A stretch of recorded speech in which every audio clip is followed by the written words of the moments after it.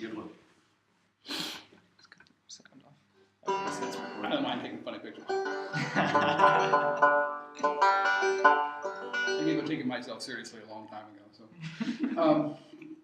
about tuning, I think one of the hardest things that you hear the run of the banjo jokes are banjo players spend half their time tuning, and the other half their time playing out of tune because they're never in tune.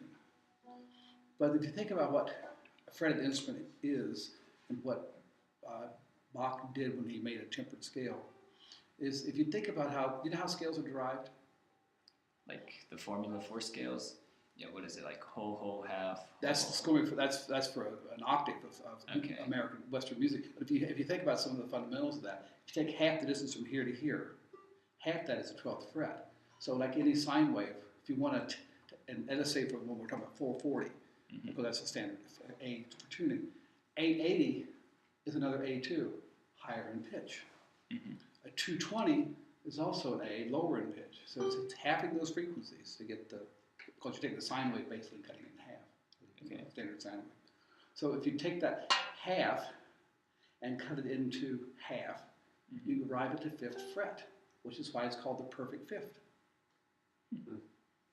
Because it's exactly halfway. And if you chime here, that chime note is the same as the chime note here. Whoops, I lied.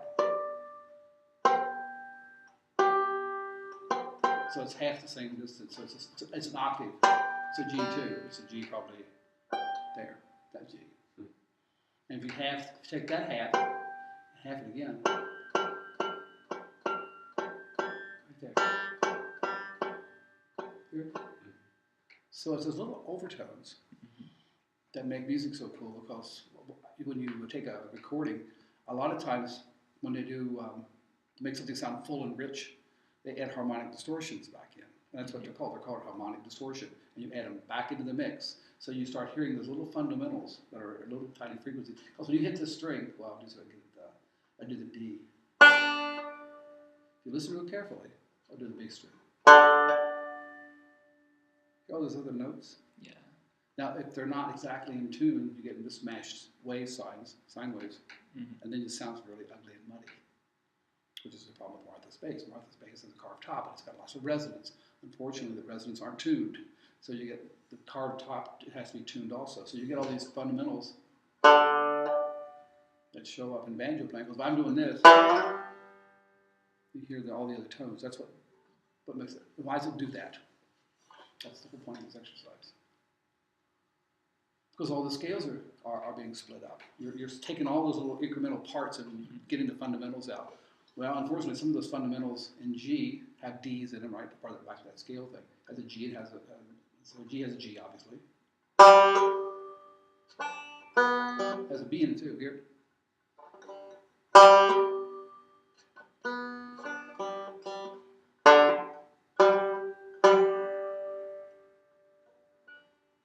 So you got all these little frequencies running around. So the banjo, when you temper the scale, it takes that distance that we were talking about here, and then it takes a half of this, and then it starts incrementally making and adding other frets, or like on a piano, white keys or black keys. They're not in tune. A perfectly tuned piano in C, if you tune everything to what it should be for the key of C, and you played in another chord close to it, like a D, it would sound god awful. I mean, really awful. Makes sense? Because you arrive at these scales based on what you're using for your tonic, your first note of the scale. So all your scales are derived from the first note, and you start halving things, and then incrementally doing wrong, getting these distances to make that up so it's divided equally. But as you go this direction, they have to get longer, and down here to get closer. Notice so that's. Am I making any sense as to why? So an instrument that goes. The scale you were talking about. Were you talking about the half? Yeah, the half whole. But if you do that and get it in perfect tune in one key, and I start here the next time.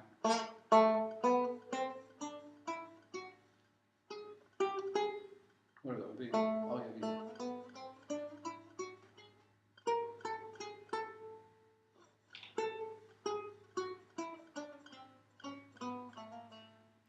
There it is. So what I'm really trying to say is because you have to estimate a given note for all scales, which is why everybody who plays banjo goes, the B string is never in tune, ever. If you tune the banjo with a tuner and tune your B string and then you play D here, it won't be like this D. They won't be in the same pitch. And people go crazy. Well, it's banjo, something wrong with the banjo. No, it's the way the scales are set up. And a lot of people try to compensate for that by having compensated bridges. And some people actually notch out this B string up here. It's a little tiny notch, it's about that much longer. So that when you tune it to a B and you play D, it's actually a D. So when I tune to a guitar, I never tune my guitar to B. I tune it because the B doesn't show up much. So I always tune to the D. My B string is always tuned to a D.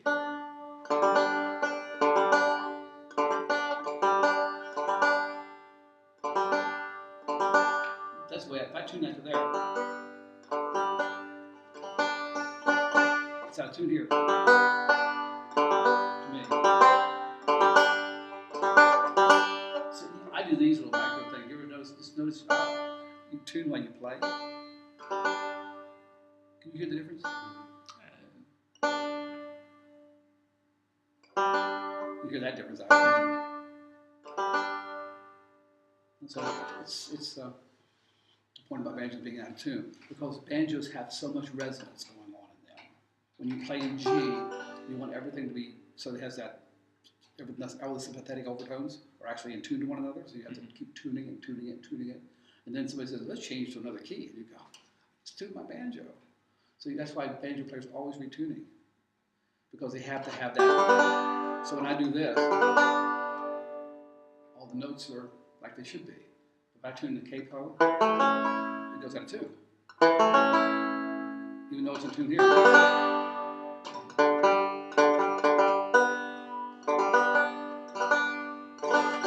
made this in tune. Out of tune here. This note's out of tune. Makes sense? Am I beating this to death? You can say I'm beating it to death. Yeah. But that's why banjos have a hard time being in tune. A short story. Because they have all these sympathetic overtones that have to come out of the banjo. And the better or the worse they are, the harder they are to tune. It's pretty hard to tune. Okay, enough of that. You guys should be doing Cripple Creek pretty well. You can turn that off for a while if you want. You can erase all that shit I just talked about too. I didn't say that word.